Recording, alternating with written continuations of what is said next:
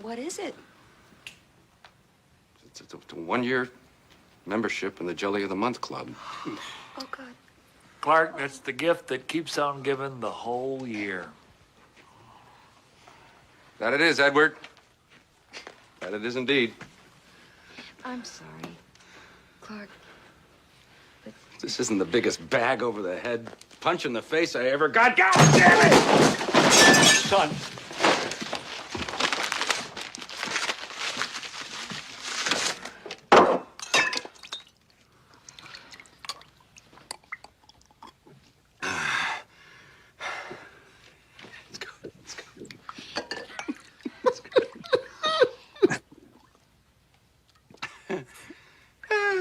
Hey! If any of you are looking for any last-minute gift ideas for me, I have one. I like Frank Shirley, my boss, right here tonight. I want him brought from his happy holiday slumber over there on Melody Lane with all the other rich people, and I want him brought right here with a big ribbon on his head. And I want to look him straight in the eye, and I want to tell him what a cheap, lying, no-good, rotten, four-flushing, low-life, snake-licking, dirt-eating, inbred, overstuffed, ignorant, blood-sucking, dog-kissing, brainless, dickless, hopeless, heartless, fat-ass, bug-eyed, stiff-legged, spotty-lipped, worm-headed sack of monkey shit he is! Hallelujah! Holy shit! Where's the Tylenol? That's right. That's right, guys. It's our Christmas special. Wait, Christmas. is that what everyone wanted to tell Michael Saylor for their holiday bonus for MicroStrategy holders? Maybe. But you know what? It could be argued that Mr. Shirley ended up cheaping them out due to fiat, right? I mean, let's face it. We went from getting bonuses to getting the 1 year membership to the club. So, I mean, that's right, guys. Now that we Bitcoin, you can look at that and say, "Oh God, the system's rigged." That's what that's all about. That's Even back in the late 80s. Yeah. Or mid 80s. Well, guys, it is Bitcoin tonight, the Christmas special, and yeah, we've got a whole lot of stuff to cover. I'm taking a look right now. Ulric brought a whole lot of sauce. What do we got this week? We're taking a look at Cynthia Lummis. I didn't realize she announced her retirement. The SEC chair, crypto comments. Let's see. We're going to talk about some Samourai stuff, some quantum FUD, some supply shock stuff. Bitcoin fixes groceries. Another win. What else? Gromens bearish takes and Japanese yen FUD. We are going to do it, guys, but you know the deal. Before we dive into the Christmas special and all the fun, going to give a shout out to the Pleb Underground sponsor, Archimedes Emporium. 30 seconds, and we will be right back. We're going to dive into all the topics. Here we go. Pleb Underground is sponsored by Archimedes Emporium. Discover the pinnacle of precision engineering, starting with their Bitcoin logo wall clock, meticulously machined in Maine from a solid block of aerospace-grade aluminum, ensuring unparalleled durability and performance. Experience the difference of a product made without compromise. Head on over to Archimedes Emporium. Guys, Merry Christmas. Happy holidays. To my co-hosts, to everyone watching out there. You're not watching on YouTube, hang out with us over here. The water's nicer. But before I get started, I did want to rearrange the slides a little bit. Let's see if I can pull them up real quick. Processing. Of course, it takes like forever. There we go. All right, so I wanted to start off with the Japanese yen. And Phil, like, there's, I've been a big harp on the Fed Reserve. I've been a very big proponent of Fed watching over the last 6 months, especially as we're trying to get to that all-time high. But what I noticed this year is that, or what I noticed just this month, I guess, as they raised their rates 0.25%, or 25 bips, is that the Japanese yen, or their interest rates have been rising all year. And if we recall back in 24, that was a big shock with the Japanese yen carry trade, where there's a difference between the Fed rates in America, the Fed rate or the BOJ rates in Japan, and people essentially borrow cheap yen to invest in treasuries, and that gives people essentially free money, to keep it very, very, very simple. And so what you have here, as the yen rates go higher, that carry trade becomes less pronounced, less valuable, and it shakes things up in the market. And so what we've had all year in 2025 is essentially an elongated carry trade blow up, because the rates have been paused for the most part, which doesn't make anything, which is okay for, as the trade goes up. But when the Japanese rates are going up and the US rates are going, I guess, down, it makes that yen carry trade worse. So my question is, as we've seen 2025, the Bitcoin price has been impacted. We had a scare last week when the rates were looking to hear how the BOJ governors were going to react to their rates, because we knew the rates was going to go up, but how did they project the next 6 weeks? And generally they were dovish. They were saying they may not raise rates again, which was good for equities all around. So my question is, guys, do we need to be Fed watching and BOJ watching? Is this something that could be a legitimate correlation to Bitcoin price?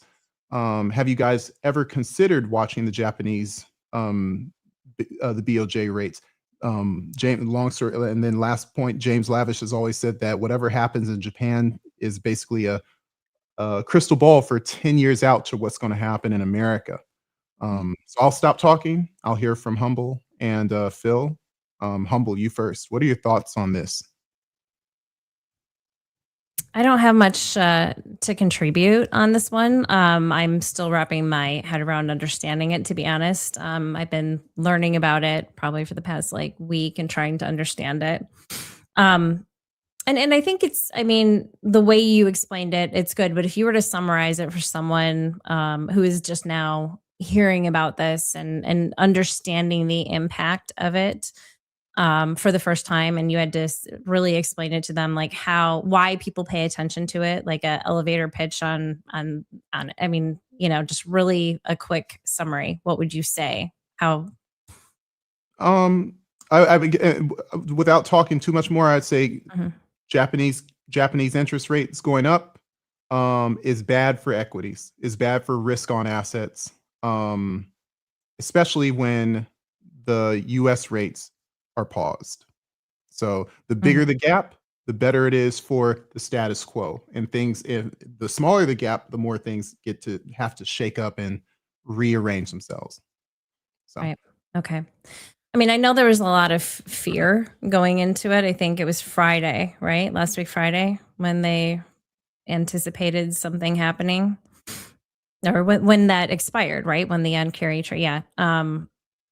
But then it wasn't as bad as everybody thought. It's interesting because, of course, on X, you get into different spaces and you can hear different people, and, their backgrounds, of course, speak to how they feel about different things. And this was a pretty significant thing to keep an eye on, and eye out for, sorry. Yeah, but it didn't seem to destroy the world like the doom and gloom. Yeah, and before I pass on to Phil, I would say that again, after the expectations priced in the market, of course, now we start listening to what the governors say or the chairman says, and how we talk about hawkish or dovish language. It's sad, Phil, that we are in a world where our whole economy is based on the words of a central bank chairman, and you wonder, and you start to wonder. It's like, oh yeah, no wonder he's considered the most powerful person in the world. Something as simple as we may not cut rates again could move trillions of dollars, or billions of dollars, I should say. What are your thoughts on this, Phil? I didn't realize before 2 weeks ago that we were supposed to be paying attention to the Bank of Japan. To be perfectly honest, And the interesting part about this is that supposedly the Bank of Japan, the rates have actually, and again, I don't know if I agree with this or I believe this, but supposedly this has been affecting, right? Supposedly this has been affecting the Bitcoin price, and supposedly because when the For 12 months. when the interest rates went up, the fact that Bitcoin didn't sink like a stone means that it's not correlated to the BOJ and the yen. And I was like, okay, I never thought. Is that what people said, or is that how you? I think it was. I think it was a tweet, and I feel bad if it's not him, but I think it was something from. It was either Eric Balkunis or like one of those accounts that sits there and talks about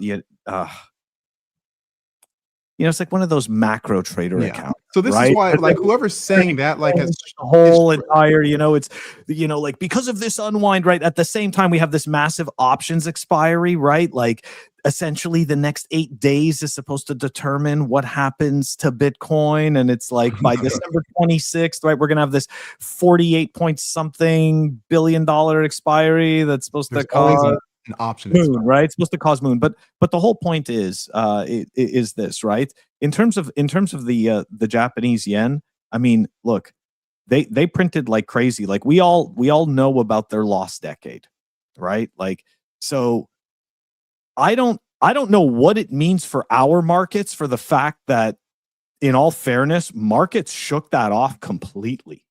Like from what I had been expecting, from what I had read, right? From what I had read, we were supposed to sink like a stone. And instead, the complete opposite happened. Not only did we stabilize, but we started to creep higher. And I'm not just talking about Bitcoin, I'm talking about the traditional indexes, right? Like the S&P and the Dow. So does that indicate, number one, the market simply just doesn't care?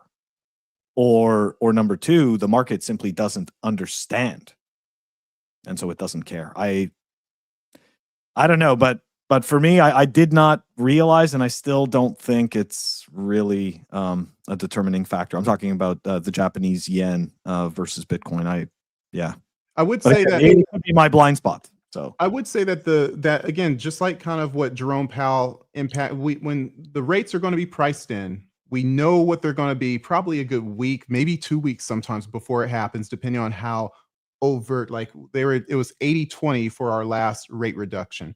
And so the Japanese interest rate was priced in the market probably 2 weeks before. And that's kind of why we saw that dipping from when we went back to 94, we went back down to about 87, 86. But they were listening to how he would talk about after. And so he didn't overtly promise to raise rates again. And that brought a general dovish feeling, which is why we saw an uptick. And so, long story short, it's sad that our whole markets are dictated on the pinings of Fed chairmen and central bank chairmen. But guess what? The Bitcoin market is also very, very heavily involved on politicians and what they say. I remember when Cynthia Lummis came out with the big Treasury Bitcoin reserve bill back in 24.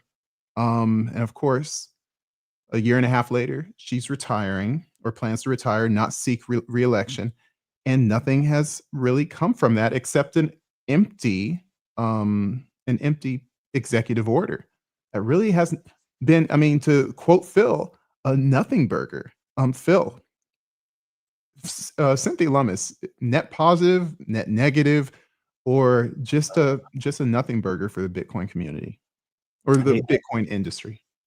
I strongly dislike the net positive and net negative arguments and all that stuff, right? Because it's just like, so, because essentially what that means is that you can do terrible things, and as long as something good comes of it, it's okay, right? It's fine. It's like, anyways, it's just awful. It's part of our hypocrisy. Yeah. And I'm just saying as humans. So yeah, Cynthia Lummis, right? I understand. Somebody made a comment today that during the live episode that we need lobbyists. I think it was actually Phil. I think it was Phil C. who's watching right now. Mhm. And he's not wrong, right? Like I do think, unfortunately, we do need lobbyists, and the reason is it has to do with our societal structures, and we don't have much of a choice, right? But I can't help but feel that like with her, and I'm not trying to be mean, I feel like we were set up to fail. I feel like it's like this person was picked because it was going to like they were going to be mostly ineffective. But they were going to be able to bring enough attention to make it plausible. And I'm not saying that like the whole entire, government, saying hoorah for Bitcoin is a psyop. Although, because I do believe as individuals in the government, right? Like you and me, right? Or not in the government, but I just mean like individuals like you and me. Including her. She has her own bags. She has Right. She has her own bags. Like she understands as an individual. However, right? Like doesn't mean that it's necessarily the best thing for the government. Right. And we've seen already that whole, hey, we love Bitcoin and we're trying to push for Bitcoin. But at the same time, we've got all this fantastic stable coin legislation just waiting it's just waiting right here in the corner. It's ready to set up. We've got the banks ready to go and we've got these rails ready. It's tough. And the other piece of it, I guess I'll finish with this. It's supposed to be part of the argument is that this is the Trojan horse, right? Oh yeah, of course. The government's going to go and invite Bitcoin in, and they're going to try with stable coins. I get that, right? But kind of like that feeling when you're on a roller coaster and it feels really real, and you really feel like you're about to fly out of your seat, but like you're not going to, and then the ride ends. Well, in that Trojan horse scenario, like it's quite possible to make people feel like they're just never getting off the roller coaster. And so what I'm trying to say is that far off Bitcoin future where Bitcoin is integrated more into the system, I think that is actually hampered by all of this. So what's happening is that we're taking this like poison apple, right? Like, so we're eating this apple. Yeah, it's got nutrients and everything, but it's also got a little bit of poison. And the poison is all of the stable coins. And unfortunately, at some point, if it takes too long, right, the whole apple gets poisoned. So anyways, I do worry. I do worry about that. So yeah, that's kind of my problem with the whole net positive aspect of it. Sorry. Yeah, I would say generally she was a net negative. Often, mostly because she was a tease, especially when you promise that the government's going to buy $1 million. In my industry, I'll say in my job, I'm not going to even speak for my whole company, but maybe my local team, we like to underpromise and overdeliver. And that's something that a lot of politicians need to probably learn. You would think a Bitcoin politician would do that. Humble. We make fun of Elizabeth Warren oftentimes because she doesn't get any of her legislations passed. Isn't it funny how Bitcoiners adopted this politician, and she's almost like the bizarro Elizabeth Warren, in that like everything that Elizabeth Warren is, she's opposite. She likes cryptocurrency. Elizabeth Warren hates it. She likes freedom. Elizabeth Warren is more authoritarian, but she doesn't get any of her bills passed either. What are your thoughts on Cynthia Lummis's career with regards to Bitcoin? I think that she made a lot of people feel warm and fuzzy because she was a politician and she was into Bitcoin, and that's what they needed for adoption. And if we're going to go down, kind of Phil's train of thought to, the stable coins and maybe eventually CBDC, I don't know. But like, I think that's really what it is. I mean, there was a lot of, I don't know that she was really anybody's hero, except for, perhaps the people that are, really into, maybe the Bitcoin Policy Institute. I don't even know. But or the people that were interviewing her to get more engagement for themselves. There are several people who had those opportunities. Yeah. Like, what you kind of assume is that if it's someone like this, like she knows the ins and the outs and everything about Bitcoin, so that like other people that are in government positions could then go to her or people in her office and be like, tell us about Bitcoin, but I don't know. It seems like if that's the hill she was on top of and she was supposed to be helping with that, you didn't really see it spread and the love for Bitcoin and people really understanding it. So, and I don't want to assume anything. It's just that, that's my perception. Just, like in the beginning, like it made me feel kind of comfortable, like early on. Obviously not now. It's totally different. But It's good to have a lobbyist. yeah. I mean, But somebody's other than like, well, that, it must like, be this, like, it's definitely legit. That's not how I figured it out to be legit by any means. But I mean, right. for some people, that's what they need, and that's what they had. And yeah, now she's retiring. But there's a lot of people that are actually retiring. Women, right? I think what's her face? Marjorie Taylor Greene. Mm, Oh yeah, She's that's right. She she's announced on her that. way out. But I think yeah, I think the one whole, or I two mean, others. she's not, I don't think she's, yeah, I think she's caught in a weird place where Trump doesn't like her anymore, and I don't think anyone's going to support her with the from the left wing. So she's kind of in it's Yeah. probably time to sail off and write a book. Yeah. Yeah. It's time to spend more time with your family. Yeah. Imagine. That's the best line. I just want to step back, spend more time with my family. Yeah, now all of a sudden. Oh, is that what she said?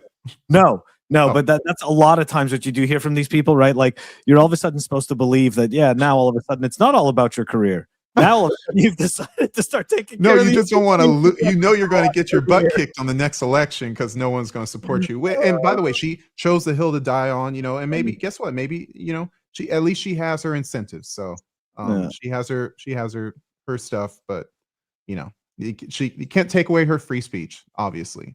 Absolutely. And she's ending on a high note, isn't she? Yeah. Elsie Stefanik is also retiring on her way out.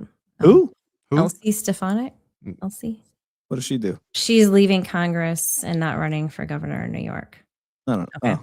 Sorry, my husband's New York is texting me. Oh, okay. He's like, yeah, this is who's New York you. is not a Mr. happy Humble. place. Yeah, he's the other part of my brain right now. He's up. Yeah, that's good. Appreciate it. Thank you. Yeah, thank you. So more politician stuff. I mean, we have this SEC chair saying that crypto. Let's look at key in on the key words. Crypto could become powerful financial surveillance tool, sees a path forward without giving up privacy. Now, he's the SEC chair. He's the guy that who's the old guy before that everyone loved to hate. I forget his name. The old SEC chair under Biden. We love to hate him, and now we have the Trump SEC chair. But he talks about a powerful financial surveillance tool. Gary Gensler. Yeah. What's his name? Gary Gensler. That's right. Now it says in the fine print, speaking, or the quick summary, speaking at Monday's at the SEC Crypto Task Force most recent roundtable, cautioned that blockchains are particularly effective for linking transactions to senders, which is true.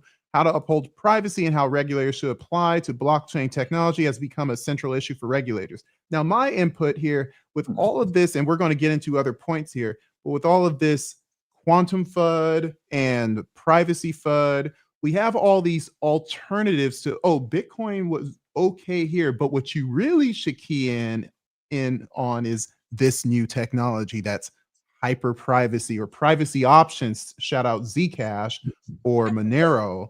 And then you have these quantum technologies, shout out Nick Carter and whatever he's shilling nowadays. So it's just funny how, you never know how these narratives and incentives ride all the way up to the top so that people as big as politicians can sell you on this next great thing without overtly selling it to you. Isn't it funny? We saw Bitcoin podcasters and influencers talking about how great these Bitcoin treasuries were and ended up being, they were honestly worse than a lot of cryptocurrencies. You'd be better off with Solana than you were with David Bailey's Bitcoin treasury company. So my question to you guys is he just talking about that? Is he allying with Bitcoin? Is he saying Bitcoin, we're going to work with things to benefit Bitcoin, or is he setting us up for some sort of surveillance or crypto, crypto state, if you will? Humble, what are your thoughts on this guy? Well, what I wonder is how far is he going to take it? Because you know what, buddy? If you want to surveil us, we want to surveil you. We want to know what the government's doing. We want to know where your money's going. Which is what Bitcoin is. Yeah. It's just like, come on, seriously. Like, but then they won't do it anyway. So it's like, even if they do it and they say we have to do it, we don't have a right to speak up and be like, yeah, but you work for us, so we want to see where our money's going and go ahead and use the same tool. We want to know. Your terms are acceptable. Isn't it funny? Everyone can see what everyone's doing, including you with the Department of Defense and the NSA. It would be nice to see, oh yeah, that blockchain money. Hey, you're sending 1,000 Bitcoin to what country is that over there? Yeah, exactly. I don't think they like Bitcoin that much. Phil, what are your thoughts on this? I saw some weird stuff about this, that somehow this SEC chair was like linked to Zcash or something like that. I don't know if that's actually accurate or not, but besides easy tie-in. Besides that, right? Like, putting that aside, the government has a funny way of telling you exactly what they're going to do. And I mean, you know, to Rarson's point in the chat, right? Like, profound insight. Exactly. Like, this is a giant, like, we know this. Like, this is like a giant nothing burger. We know that blockchain could be a powerful surveillance tool. It's transparent, and especially, of course, when you're talking about a public blockchain, like specifically like Bitcoin, it is transparent to everyone, right? I'm just very curious what this implies, right? Like, so something that I always wonder, like, why are we being told this, right? What does this lead to? Like, what is there to gain by us knowing that the SEC chair thinks this? Zcash. Okay. Right? Like what is there here? Like, it's so. Just, Phil, look at his picture. Look at the picture of this guy. Does he not look like he's shifty as hell? Like, he's like, that's right, motherfuckers. That's right. That's what you're in for. This is what we're in. That's what we're all in for. That's what it looks like. I'm sorry. It's totally not far away from this. This is scary. That's right. And there's no undo. Yeah. There's no undo. More politicians. We have this reporter who, I don't know what his name is, but he spoke to President Trump live on behalf of Keone Rodriguez. Reporter, by the way. Excuse me? I did some digging. It's a reporter from Decrypt that asked the question. Yeah. About, yes. Yeah. It's a reporter from Decrypt. Sorry. Awesome. And so and we're going to show the video, but essentially he said, hey, what about this guy? Seems like a pardonable candidate who just got sentenced to multiple years in prison. Let's watch the video. Let me make sure it's all the way at the beginning. There we go. Is going to federal prison for creating crypto privacy software. The case was started under the Biden administration, but your DOJ kept it going and secured the conviction. A lot of people in crypto are saying that this man should be pardoned. Are you familiar with the case at all, or would you be interested? I've heard about it. I'll look at it. Why, you think he should be pardoned? Sounds like it. Sounds like, based on your question. Many people in the Rodriguez, we'll look at that, Pam. Okay. Let's. I can't help but smile when Trump does like the ad hominems or just the casual conversation. Oh, do you think he should be pardoned? Yeah. If I was a reporter, I'm like, yes. Yeah. It's like this is your shot, bro. Like, don't be humble. Like, yes, sir, I do. And then guess what? He said, Rodriguez, hey, we'll take a note. We'll go look at it. That's not too bad of an exchange. In public, off the cuff. Phil, do you think this is real? So how about this? We do know that Keone unfortunately did have to surrender himself on Friday. So we do know that at this point, right, he is going to be going into the prison system. Right. Now the question is, did that have any effect? And how long does he, if it did, how long does he end up spending in the prison system? Right. So yeah, look, I'm hoping that it's real, right? But the problem is that I also understand that, these people, they're in front of a camera a lot, right? So a lot of times, even guys like Donald Trump, right? Like there's a lot of variation between what they say and what they do and what they can do, Right. So, I mean, he is the president, so technically he can pardon him. So, in this case, the ball does kind of fall in his court. Ultimately, there's something that he can do that is above all other mechanisms, right? So, look, let's just hope that there's some people in his ear that are sympathetic to something as simple as free speech, right? Because at the end of the day, this guy was writing code, like people can sit there and argue, that, oh yeah, well, that code is intended to be used maliciously and whatnot. But the reality is this guy's going to jail for fucking tweets.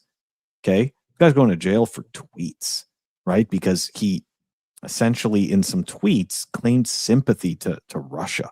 Right. And they just went digging and tried to find anything they possibly could. I mean, this is crazy stuff. And again, right, we all know the story, like it people don't say anything when they come for them, and then eventually, right, like they come for you and there's nobody to speak up for you. And like it's like, it's not that far-fetched. Right. All of a sudden, it's not that far-fetched. This guy was just writing code. There's tons of people in the space that write a lot of code that arguably people could be using, right, for nefarious ends, including Bitcoin itself. So right. So all of a sudden, all kinds of weird, like that's why to me this whole thing sets a very bad precedent. Anyways, I do hope for the best, but I'm also a realist. Yeah, I mean, you can point back to what's his name from the Silk Road, but Ross Ulric. But of course, that was also 11 years, including the time when President Trump was, president during that time when he was in prison. So, I do know that as you talk about people in their ears. Look, Mike Johnson has said that he was going to be like this savior politician, and then people got into his ear when he became Speaker of the House. Then he flipped the script. You can look at the FBI, Kash Patel, and seeing all the things that he said before he got into office and what he says and does now. You can look at Pam Bondi, what they say before they get into office, and then what they say when they're in office. It's amazing the type of people that get into politicians' ears once they have the power. And you've got to wonder, what's being told to them to cause them to shift almost 180 degrees of what they intend or promise to say or do. Humble. Do you think President Trump is going to pay attention to this request? And is it low priority? How long will it take him to get to it, if ever? I mean, from his response, it seemed like he was aware of it. Though he did respond and say, I've heard of it, so it seems like he does know about it. And to know about it would mean he's a president. So you've had a pretty lengthy conversation to try to understand it, right? So I don't know. I don't know what he's going to do. I know that, we talked about this a little bit last time. It doesn't make any sense to be happening in the United States. And that's what's so scary. And I did see the point that somebody had made. Was it Rarzan? Larson. Yeah. Rarzan. Yeah. Rarzan. I always see Rars. I think of a dinosaur, but then it's not. It's a cat. His little emoji. Rar. Don't ask the questions. Yeah. So, it's really sad, I mean, it's really sad that this is happening to Keone. It's sad that he ended up having to, go walk himself into the prison. And then I hope President Trump does spend a little more time on this to try to understand the case completely. It's so many things, I mean, it's free speech. Like, these are tweets, right? The CFTC, they cleared him. They said there was nothing right. He didn't do anything. So you have these government agencies that are saying he didn't do anything, right? And then a judge can just come in and say, yeah, well, hey, guess what? I don't like it. So here he goes. Obviously, it's not that simple, but it's the fun justice system that we deal with. It's not made for the people, unfortunately. Yeah, it can be and has been often used as a tool for coercion and suppression. Something else to consider, that this Warren Davidson representative is also throwing his 2 sats into the argument Yes. that he should be pardoned. I forget where I want to say Michigan. Ohio, Ohio. I think Yeah, maybe. makes sense. Yeah. So Warren Davidson, I think a Bitcoiner as well, is on the side of Keone, and we can only hope that he gets swift Ohio. justice, true justice, much quicker, exponentially more quicker than Ross Ulbricht did. So And going Ross, on. oh, Go ahead. sorry, go ahead. No, I was just, Ross did actually speak to Keone before he went to prison. I don't know if you were aware of that, but it was in a space on X. Yeah. Interesting. Well, So hopefully this is resolved quickly, and maybe with a minimal time, maybe we see something happen early in the next quarter. I know President Trump obviously has higher priorities, but again, we're talking about code is free speech, and what are people's incentives to pursue such a case, to stifle and to suppress people whose speech is different than yours. Moving on. Privacy is not a crime. yeah. That's right. And I know you want to move on. Just one thing That's real fine. quick. I know that like Ross's mom, Lynn, is something that she was huge in getting her son released, right? Just many years, just tirelessly advocating for him. She's an amazing woman, just an incredible woman. And she, at the last Bitcoin conference, she had announced that she had started up a nonprofit, and I'll have to look it up, but it was to be able to help people in the same situation. You know, she gained so much knowledge from all the years that she spent trying to help her son, and I know that Keone was speaking with her. So prior to Ross coming on there, I mean, he had never spoken to Ross, but was working with Lynn. So hopefully she's able to continue to assist. Just wanted to mention that. One day in prison is way too much. We hope for a quick resolution to this. President Trump, move quickly, please. Willie Woo, who sold all his Bitcoin, I don't know how long ago, but probably sometime last cycle. Probably not at the top. He's talking about quantum FUD. Quantum risk is 20 years away, but of course he's talking about how people are looking at that and say, well, why should I invest in this now if this is a multi-century asset, if it can't last 20 years? And so he's pointing to where basically where taproot addresses are not used as much because of the quantum FUD. But Wicked points out that actually the taproot addresses are collapsing because ordinals prove to be worthless. Go figure. And in fact, he didn't even know, and that I'll add my hand to this, that Willie Woo didn't even know that taproot addresses weren't quantum resistant until recently. So now you want us to believe everyone else has already figured this out. GTFOH. Yeah, these influencers, they kind of speak like they have this, oh, this is why, and I figured everything out, and oh, by the way, this FUD, so you can listen to me and so I can go viral. It's kind of disingenuous, but when you have 1 million followers, you have to try to stay relevant. I'm going to summarize all these quantum pieces, and then we can talk about it at the end. Charles Edwards, who's shilling some sort of exchange, is talking about how Bitcoin is the biggest honeypot in the world, and that basically quantum computing is coming to get it. Meanwhile, Cypher Hodlum basically says quantum computing will break, and then lists about 10 things before it even gets to Bitcoin. I mean, we can think about PIN numbers on our bank accounts before our multi-digit addresses are going to be cracked.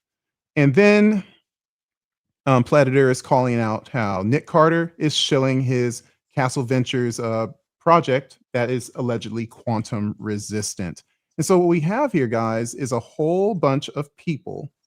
I mean, without getting into any big details, quantum FUD season is here again, like it was in 23, like it was in 21. It just keeps on coming back.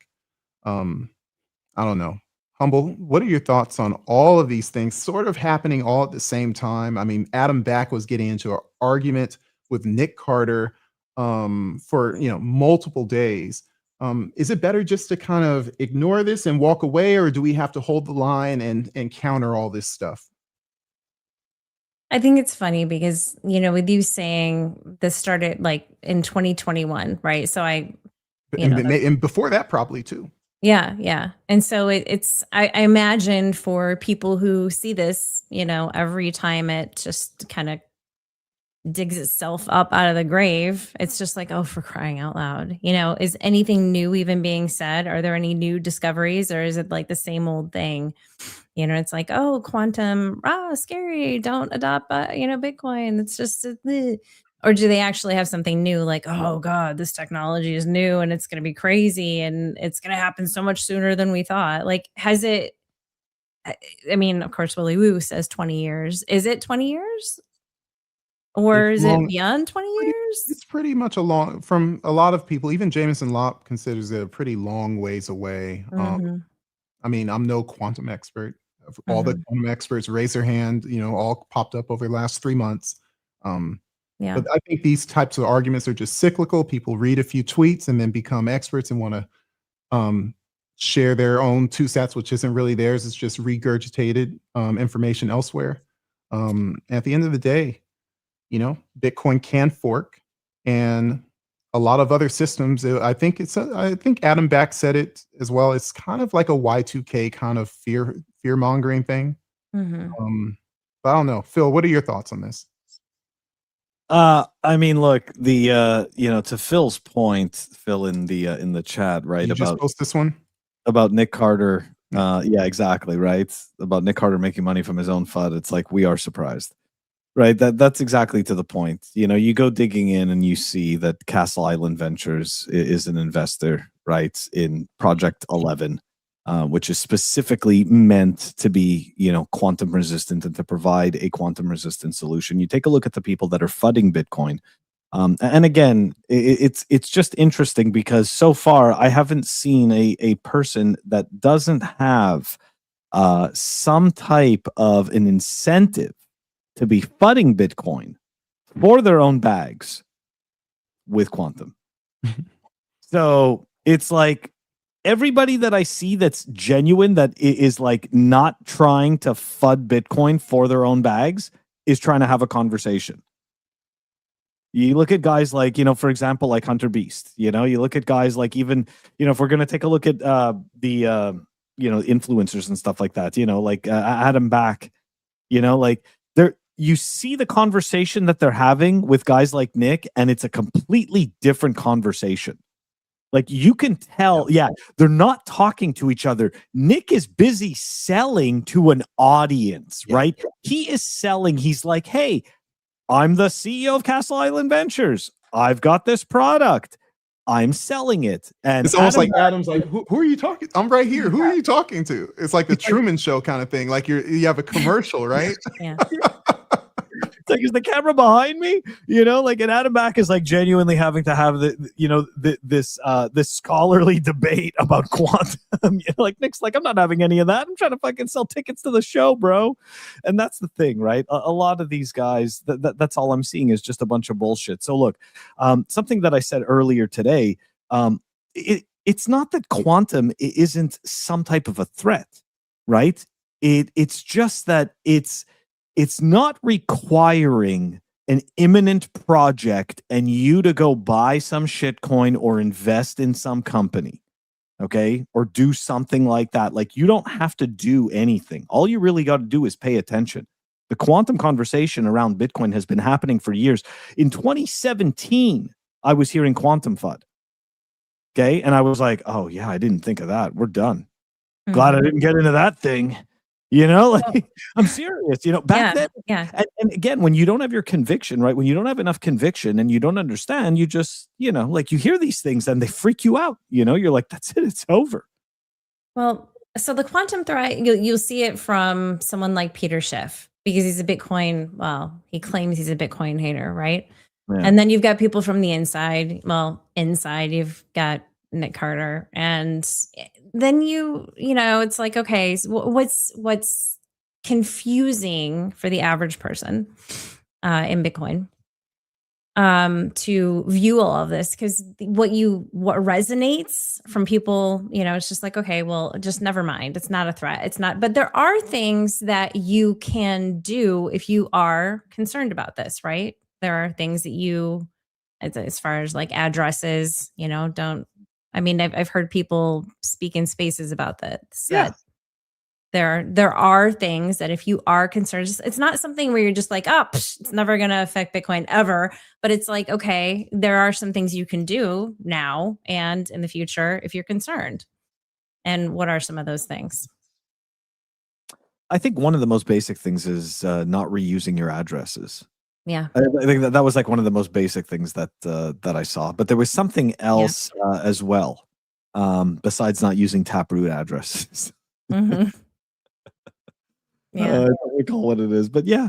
Like it's just such a giant. It's so. What bothers me the most is the fear mongering, right? Like the amount of like concern trolling. Like this is a big deal. Like you're about to lose all your Bitcoin. This is over. Yeah. Unless you do this thing, it's just. It's all so tiring. Yeah, it is. Another thing that's been tiring is is a supply shock, because as much FUD as we get from insiders and out, we also get a lot of hopium from insiders, and that could be equally destructive. And when we talk about how much Bitcoin is on exchanges, they've been dangling that carrot for years, and it's like any day now, up only. But of course, I guess we have to wait another day. Sandy Time Chain talked about how all major data providers have recently added 500K to 600K Bitcoin to their reported exchange balances, bringing the total to around 2.8 million. So again, 500,000 more coins on the exchanges overnight after a whole season of saying supply shock is imminent. And you hear all your favorite Bitcoin influencers telling you that this is going to happen, and it's going to happen right now, just like it was going to happen back in 2021. This means for years their charts and analyses were wrong. I'm still tracking around 500 Bitcoin more than what they're currently reporting, using basically home computing, where all these companies have these big giant tools to crunch all these numbers for people, and crunch these numbers with a narrative to tell you that you should be fervent and buying now because it's going to go to 1 million anytime soon. These are this is the type of information that Bitcoin's going to 1 million in 3 months. That either Samson Mao or that Balaji guy have said that who's saying 700,000 this year. What is Michael Saylor telling you? It's all all these things are dependent on these false narratives that are coming out slowly but surely. Hopefully this makes things clear now that data everyone relied on was incomplete and misleading. So Sandy with the win again. Phil, is supply shock ever really going to happen, or is that a fake concept that for everyone that's going to sell that there's a coin to buy, like there's always a price for a Bitcoin out there? What's your perspective on Bitcoin supply? Yeah, I think the supply shock thing is total bullshit. So I've been hearing supply shock since I got into the space, and I started buying Bitcoin, and I remember hearing that, and I was like, well, of course that makes sense, right? It's limited supply. But then, of course, right back then I was a shitcoiner, and I was like, well, wait a second. If supply shock is going to happen for Bitcoin, then it's most likely going to happen for a coin that has a much lower supply, much faster, right? Wouldn't it? Because I'm smart. So I bought all these other shit coins and I got wrecked. Anyways, my point is that the supply shock thing is total fucking nonsense. And the reason I say this is because right? There's always going to be a buyer and a seller. Like, this is what makes a market. I don't understand how, and again, I guess I should maybe look up to these people for being such fantastic marketers, which I am not. But like the fact that they've managed to sell a bunch of plebs on the fact that somebody's buying it all up, like you realize there's a fucking seller on the end of that transaction, huh, bro? Like, this isn't like you're not alone in a fucking vacuum just buying a Bitcoin. It's just like on the other side, what do you hear on people? What do you hear on the podcast, dude? When people are when the price goes down, they or on Twitter they say, who the hell is selling? Like, who the hell is buying? Because someone bought it. Who's selling?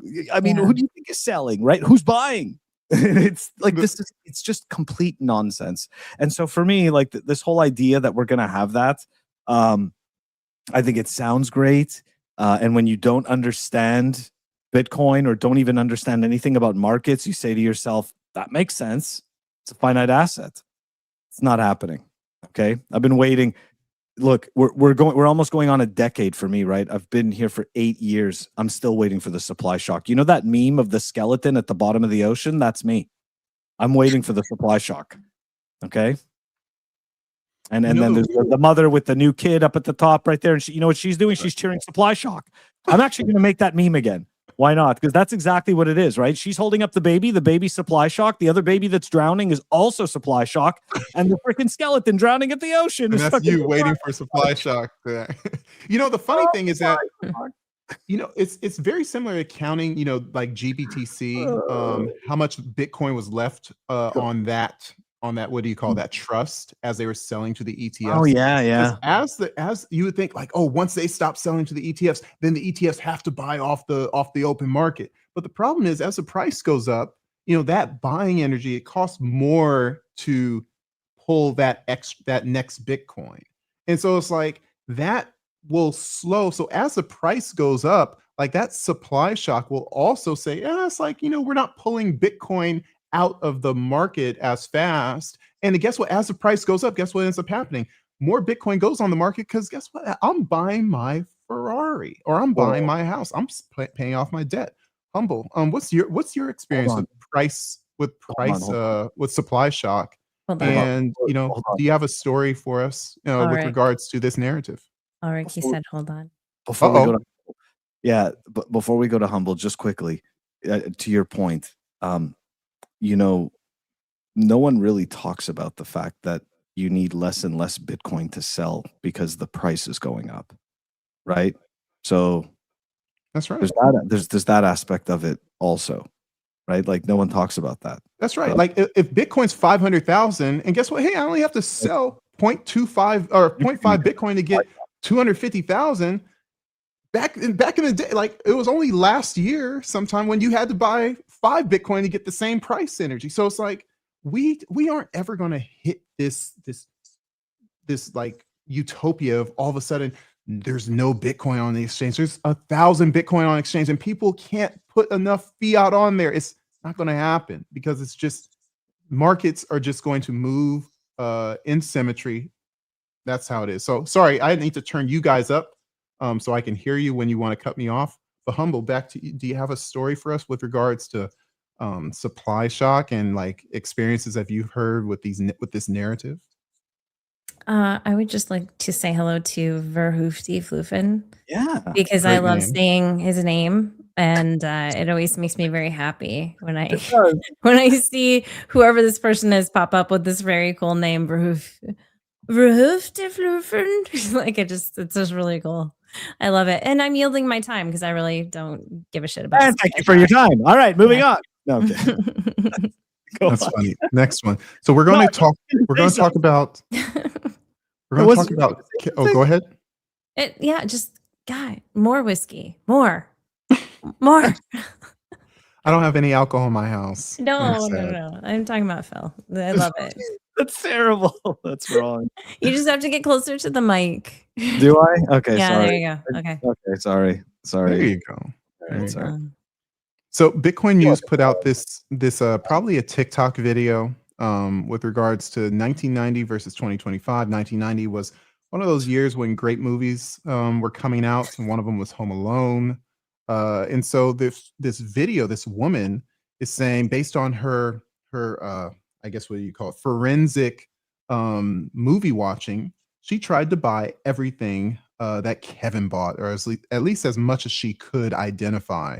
So we have this video. We're going to play it for you, and we're going to comment on the changes in 35 years. Alistair's Home Alone shopping list. Kevin's solo trip to the grocery store in the 1990 classic cost him $19.83. How much will the same 10 items cost today? Let's find out. The first item in the cart is Kevin's half gallon of whole milk with a price tag of $2.99. Across the aisle is his carton of Tropicana pure premium orange juice, adding $4.99 to our receipt. Kevin's big loaf of Wonder Bread is not sold in a 50-mile radius of where I'm shopping.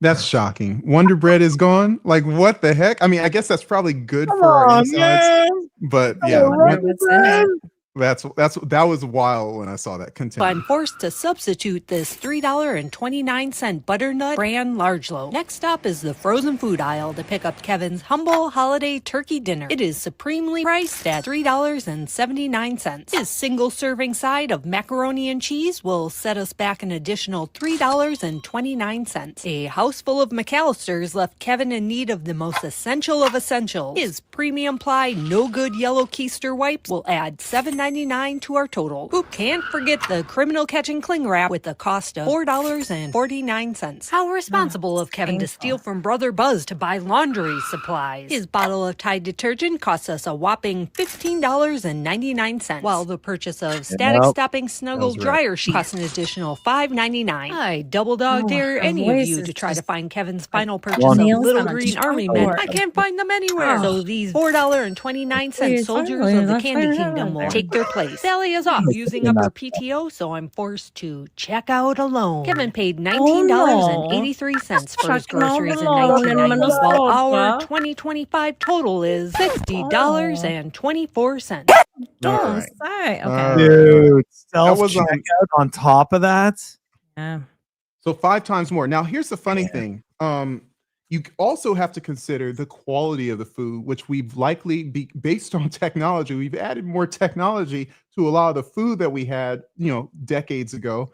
And there's probably some chemicals, some additives that weren't there. I mean, there was a time when Breyers had 3 ingredients, right? And now you look at the ingredients and it's not really probably ice cream. 30. So it's like, you call it ice cream anymore. Yeah. So now not only is it inflation, but it's sneakflation, where they're kind of poisoning you. Phil, it has real taste. Say what? It has real taste. What has real taste? I mean, the ice cream. You know how on packaging they put like made with real ingredients? Yes, right. Right now it has real flavor, right? Stuff like that. Yeah. So you go read the packaging, it's all these chemicals, but it's got real flavor. Oh, real taste. Oh, yeah, it's like wait, right? I think I have real taste, but no, it's like, hey, now featuring real flavors. It's like, it's that's not. I remember Breyers. Like Breyers would be a boutique ice cream nowadays, which would be like $12. Like Breyers all natural. Yeah. So it's $60, 5 times as much. They had to replace a lot of items. Wonder Bread was replaced by the same thing. I mean, it's pretty much the same thing, but it's just so sad. It's 35 years, 5 times as much. The CCI ain't counting that. Someone else should do that video and make it more entertaining, because that was brutal. So I didn't actually. I showed it this morning, and all I showed was the price at the beginning and the price at the end. I'm like, I'm not going to make you guys watch this whole video. I wanted you guys to see it because this is how you make social media virality. Is that? Can I even say that? For her, though, her videos did better than any of our videos. So in all fairness, look at. There's no gaps. There's no breathing. It's just like da da da da da da da da. You're the TikTok person. You should be used to that. Throw her under the bus like that. Hey, I tried to start a TikTok basketball video, and I started watching a few TikTok videos. I'm like, I'm dying on the inside. Like this is nuts. It's not even like, it makes Twitter or X look like the pristine like central of knowledge and rationality. Like, and Twitter is full of slop, but TikTok, it's another world. It's tick slop. It's literally tick slop. Yeah. It depends on your timeline. Depends on, and it's very easy to get the algorithm to switch. Like you are just like, okay, I know that I can't spend any time watching end of the world freaking videos because that's all you're gonna get. It's like, okay, no, I'm not watching it. I'm not watching it. Yeah, and then it's just like, okay, we're going to show you something else. So I get that's what I baited do into it. like. It's- I feel like you actually have more control if you know how algorithms work, right? On TikTok. I don't have any control over my X algorithm. It's No. long cultivated though. Long Yeah. cultivated. Yeah. It's funny. So speaking of algorithm, Kathy Wood saw this in her algorithm, and she was so her heart was compelled her to say, like, hey, I feel for you. And she said, happy birthday. Well, first of all, this is my Sarah Artist. Look at these picture perfect people. I mean, they couldn't have been drawn any better. You would think. It's like they were drawn. This is my daughter Ava. She turned 5 today. I'm all she has since her mom passed. Wish her a happy birthday, please, and send me your crypto address. Send me your crypto address too while you're at it. Kathy Wood, happy birthday, Ava. I can tell you that you are full of joy and hope. Or blah blah blah. Kathy, someone watch this woman's email so she doesn't get rugged by a Nigerian prince. Luckily, Kathy's rich, so she doesn't need that. But dang, I wonder what else she could get rugged on. This is inappropriate when you consider that she is the manager, the CEO of the company that invests in emerging technologies. Sell your shares.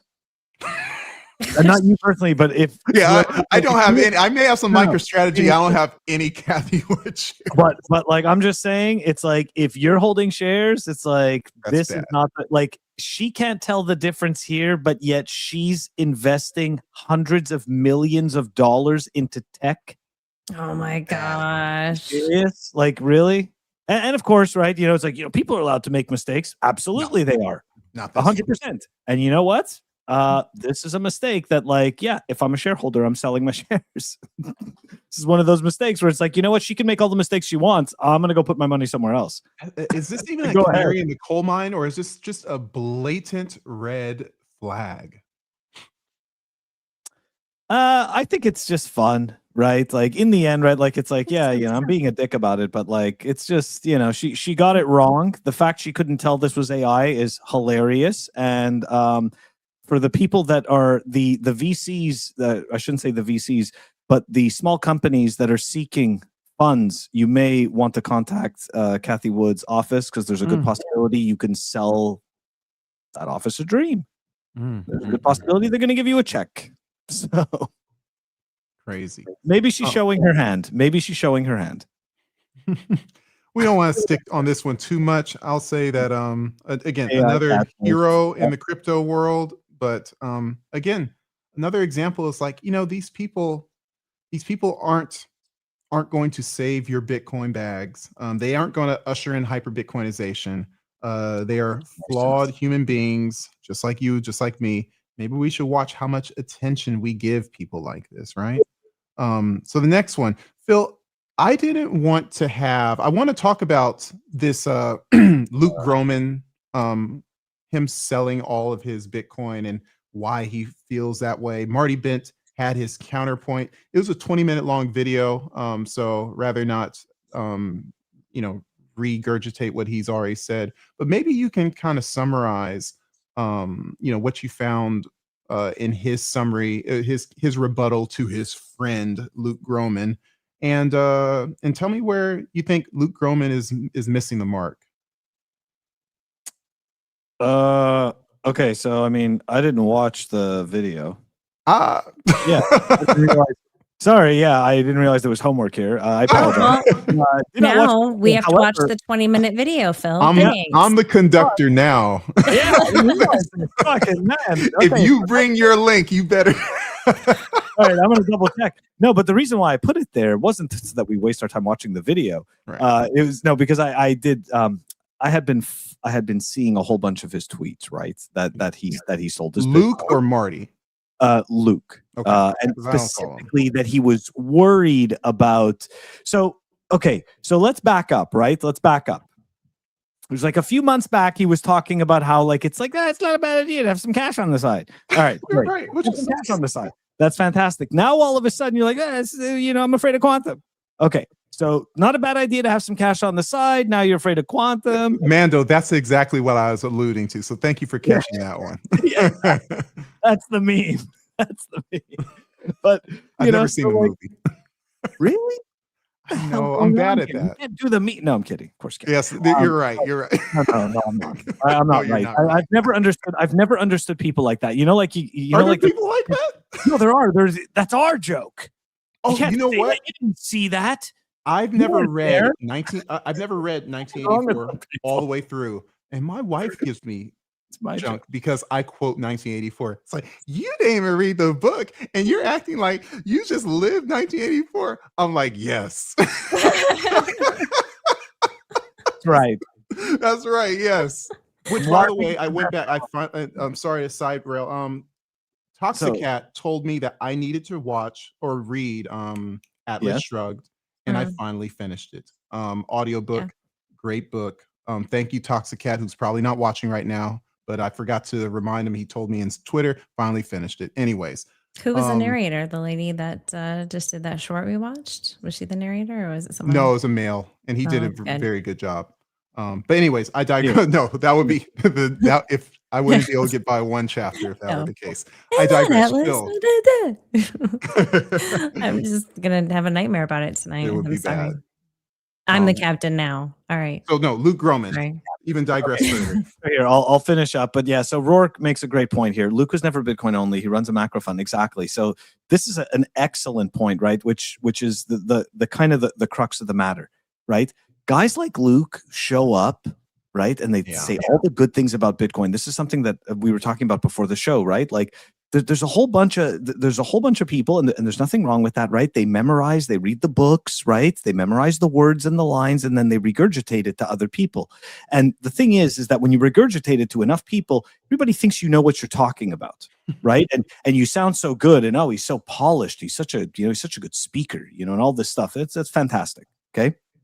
But the point is that people just don't know that you're a grifter, right? Like they're so busy, so focused on your constant messaging. And this is to a certain extent what, you end up seeing with people like Luke, right? Where you forget, right? You forget that they're not really here for Bitcoin. They're not really quote unquote Bitcoiners. They're just enjoying the ride for the moment, which is perfectly fine, right? It's perfectly fine. Bitcoin's for everyone. Bitcoin's for everyone, right? And by the way, side note, I'm sorry, I responded in the chat. No, if I did say he sold it all, I was embellishing. He didn't sell all, but he did sell a significant chunk, and most importantly, he made sure everyone knew that he did. So exactly, and I think that's a very important point as well. That a lot of times, right? Like I find it very interesting that people need to know, like a person, an individual, for whatever reason, believes that everybody needs to know what they've done. So for me, like the only reason you're advertising this is because you're selling something. So either you're selling your image, or you're selling your position, or you're selling your hedge against another position, whatever the hell it is. Michael Burry formula. Yeah. That's all. Or even the guy who was shorting MicroStrategy. Guess what? He's shorting, and guess what he does? He tells everyone he's shorting, and all the other tiny funds who are following him, and they're taking his playbook. It's like, oh wow, he's shorting MicroStrategy. I'll short MicroStrategy too. That is a strategy to a degree, and it can. If you have followers, you're going to move markets a little bit. Yeah. Humble. Do you follow Luke Gromen? I mean, I don't know. Maybe I do. But I don't like. Your homework? He doesn't show it. More important. No, I didn't watch the 20-minute video. Yeah, I didn't. I'm going to be ashamed, and I need somebody else to go down with the ship with me. Here we go. There's lots of space under the bottom. Humble. That's fine. I don't care. I don't care. Maybe that's right. Not gonna care. There. That's right. Not going to know. Yeah. You can't go giving us homework, Ulric. I'm sorry. This isn't a homework type of thing. I can't give you guys any more homework because I don't have any more slides. Oh. How about that? Why? Sorry, I haven't been looking at the You guys are enjoying yourselves. It's like recess right now. Then that's good. Well, I that's have good. nothing. I have nothing to share. We got 10 more minutes. All right. Do we? Let's just say, We don't. yeah, because I'm the conductor. I declare it. Oh, Okay. So, right. so We're can gonna I? for 10 minutes. I'm the captain now. I'm Okay, the, you can be the like, captain. I'm the Hello. captain now. Okay. All right. So, Bitcoin price on Christmas Day. All right. What is The it chart, now? let me do some calculations. Why did I not turn my light on over here? Be right back. Hold on. Bitcoin price on Christmas Day. Are you Mhm. ready? 94K.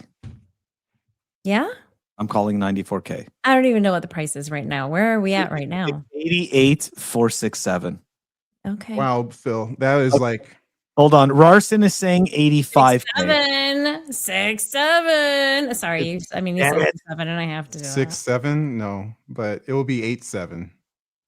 that. Okay. Well, Ulric is saying 87. Rarson says 87. 85. It's going I'm to be the saying 94. flattest. It's gonna be Humble. the flat. What are you saying? 6'7". You're saying 67. You're saying it's. Why do you say things that you know it's not crashing 20% in Okay, 3 Roar days? says 83K. So I have to be serious. It's at 88. Okay. You do Yes. not have to be serious. That's why I take. No, you I want serious. It's I'm not the have to- conductor. Wait, she's the captain now. That's right. 70. Right. 70. You ran out of slides. You're done. Yeah, it's going to be 78. Yeah. That's what I'm scary. saying. 78? That hurts. Or 76. That's like 67 backwards. guys, So I still get my way. apologize. 76. There you go. We don't mean to have such a bearish person on the show. That's We crazy. knew that Why? you'd be this Why? bearish. Price We like didn't ask 20 to for- 30. Okay, Oh. whatever. Yeah, this is a censorship show, okay? We yeah. If we knew you were I going to can't say believe bearish, I'm allowing you to talk right now. I can't that's right, believe you're it. the captain. Yeah, I can't just. Hey, Phil, but real talk. Wait, what happened to the Christmas pump? Phil was Christmas promising me a Christmas pump this whole time. I did. I've been saying that we're going to clean this stuff up since October. I've been like, Cleaning sure, this stuff up. Yeah, It's yeah. the Yeah. Japanese carry trade, man. Yeah, let's talk about that at the dinner table with the family. Yeah. lucky for me, there's no family that actually buys Bitcoin. The only one that did is my cousin, and he bought it long enough ago that he's already happy, so I don't have to hear any shit. That's good. Yeah, it's good. That's That's good. very Yeah. good. I mean, Everybody that I've gotten in has now been in long enough that I don't have to hear any shit. However, I definitely heard shit before. There's a wait, hold on. What do you mean this is a side? I think what Rarson is saying that we're too prepared and we're too polished, and we always have a slide Really? and we always have a prompt. And Yeah. now That's exactly what Rarzan. You know what? Rarzan should change the picture on your profile to a freaking dinosaur. Okay. can't Just so you know. felines roar? Rarzan. I mean, lions literally roar Yeah, but I don't know. because it looks. Do you know how That's dangerous cats dinosaur. are? Cats can kill snakes. Okay, that's Is that random? I don't that have is any so drink in me. powerful. But can they kill a mongoose or a honey badger? No, No. Humble. The reason why she hates you, is because she thinks Bitcoin is going to 67,000. So her brain is just a little bit tweaked right now. Humble, this is what happens when you're bearish. You start being irrational. All those bears, they're irrational because they don't understand 21 million is 21 million, and not going up to 300K tomorrow, but slowly but surely. That's not even an aggressive looking rar cat. That's like a. You think we should get rid of her? You think that's I mean, I don't mind talking. Look, hey, guess what? Did we bring Pierre Richard on the show? We brought Pierre Richard on the show, and was he flat wrong? Yeah, absolutely. and not only that, but we did get him to say that the best thing to do is just to buy Bitcoin. That's right. The reality is that even though he shills the Bitcoin treasuries, right? But in all fairness, it could just be because our channel is so small that he's like, it doesn't matter. I could say whatever I want on this channel that no one's going to see it anyways. It's fair enough, right? It's totally fair enough, right? I don't mind that. Point taken. At the same time, though, we got you saying it. What are you talking about at this point? So we're basically, in a nutshell, because we can let Pierre Rochard be wrong on our show, we can let you be wrong on this show as well. Oh, okay, sure, yeah.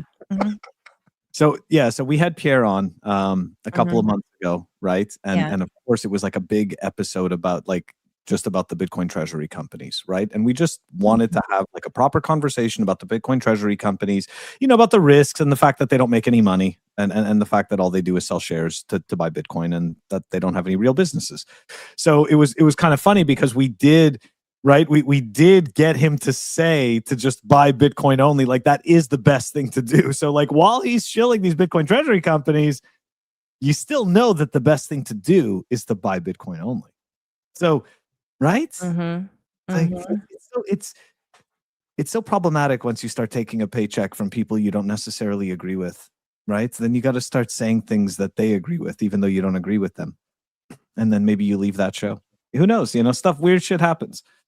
Stuff happens all the time. I just wish that he stayed with Riot and taught them Austrian economics, or kept them in Austrian economics and not diluting their shares, like his old partner would push. By the way, what was that? Satoshi's Institute. Who's the other guy? Bitstein. Yeah. Now that's an Austrian economist right there. That's just like hard nosed. Like, look, we're in Austrian economics here.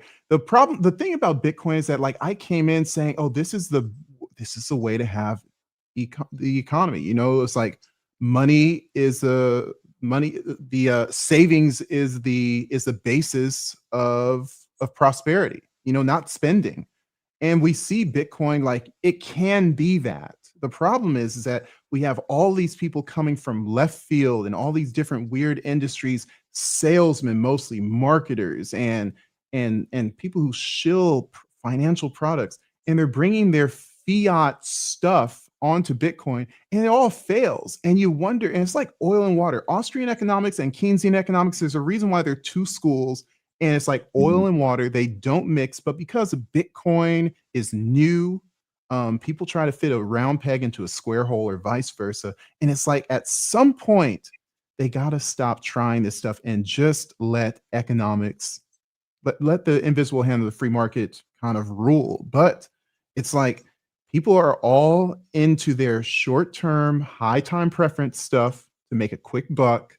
And then they disappear, and it doesn't matter because they pulled the wool over the eyes of a passionate, small culture of Bitcoiners. And I think the moral of the story, I hope in 2025, I know we're going to have an end of the year episode next week and talk about, kind of a hot wash on what's happened over the year. But I hope that people realize that, you kind of have to look at these influencers and these people that have these businesses with, double, triple take on them. And, they're using you for marketability to sell to an unsuspecting audience that maybe you, may not be you, but then they disappear and they're gone and they got their dollars and that's all they needed. We're here for hyper Bitcoinization, and we really have to understand that even though they wave the Bitcoin flag, we're not on the same team, and that's okay. So I don't know. I got on my soapbox, but I'm so sick of these influencers, man. They really pulled one over on a lot of people for 2025. But there's one influencer. I haven't ever said this because I saw it early this year or late last year. There's one super influencer or popular personality who said that we would actually go negative in 2025. And when I saw it, I thought he was batshit crazy. Now, we're going to play a guessing game. I'll give you a clue. He comes from sort of the same ilk as our last guest, Lawrence Lepard, and he used to hang out with him a lot. And he went on big podcasts and similar age demographic as Lawrence Lepard, if you will. I'm going to give you guys 3 or 4 guesses total between you two. Who said that Bitcoin go negative in 2025? Oh my God. And another clue, he has been very, very muted this year. I was thinking of Dr. Jeff Ross, but I already know for a fact. I know. I was going to say not him because I know for a fact he said we'd be sitting at like 475K right now And audience as well. If you guys have an idea, say in the show notes, who do you guys think said that Bitcoin would go negative in 2025? Literally in December. That's what I was gonna say. James Lavish. No, because he's. I'll give you all 2 more guesses. No, not Larson, Fred Krueger. Okay, Larson saying Freddy Krueger, so not. And remember my hints. He's been very, very muted this year. Nope, not Bob Burnett, not Trace Mayer. Good choice. I don't know who Peter. I'm not familiar with Peter Schofield. Jeff Booth? No, but very good guess as well. 2 more guesses total from the host, and then I'll answer. And he's old as fuck. You said. Oh my gosh, that is so mean. No, it's okay. He's of the same age demographic as Lawrence Lepard, sir. I hope Lawrence hears this. No, don't worry. I don't. I would like him. I'm old too. It doesn't matter. And he's old as fuck. No. Any more? Humble. One more guess for you. Oh my god. I'm trying to think of like who's been okay. When you say muted or like whatever, he's not hanging around Twitter that much. That much. But really at all. And it wasn't Jeff Ross, because I mean that was like, but Jeff isn't like. But he hangs out with that crew, or he did. No more Andreas. Nope. No Mike Green. I don't know who Mike Green is. Okay, I'll take that as no answer. It was Greg Foss. Oh, what the hell? He's not. I promise you, I was on Twitter like around the presidential election, like Trump got elected, we're going to 60 and 90, and we're like floating around, and it's like, we're at 110 in December. I'm like, yeah, man, I'm going to be balling out. Like, I'm going to buy another chain, which, by the way, I haven't worn my chain in 2 months. It hurts. But I see this tweet, and Greg Foss has not tweeted for a while. He had, of course, that fallout. He lost a bunch of money, blah, blah, blah, family issues. But he had a tweet, and it's like, yeah, I kind of think Bitcoin will go negative in 2025. And I'm like, I burst out, ghetto laugh. I'm like, there ain't no way. I'm, of course, to myself, but I'm like, I'm watching this year. I'm like, oh my gosh. Like, and I don't even want to go back to see his rationale, because because I've already lived the nightmare. You guys can probably go find a Greg Foss tweet and you'll see him go negative. You'll say negative in 2025, flat or negative. What was the high in 2024? I mean, like around 94 or something. 109.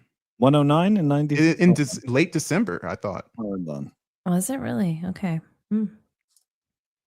Yeah, he had some issues, but he came back shortly, late 2024, and he basically said negative. And because of all the stuff that he was dealing with. 106, 142. Sorry. What was it? 106, 142. Yeah, I thought it was like 109. So yeah, that makes sense. So what was his reasoning again? I forgot. I don't even want to look it up. Yeah, his mining deal was crushed. Moral of the story. Watch.